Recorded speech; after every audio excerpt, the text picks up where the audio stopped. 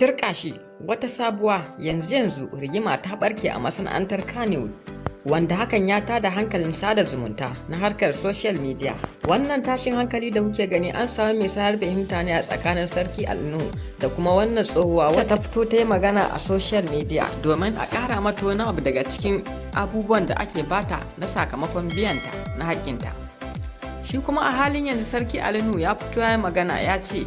duk kuɗin da suke bata bata gode wa Allah ba,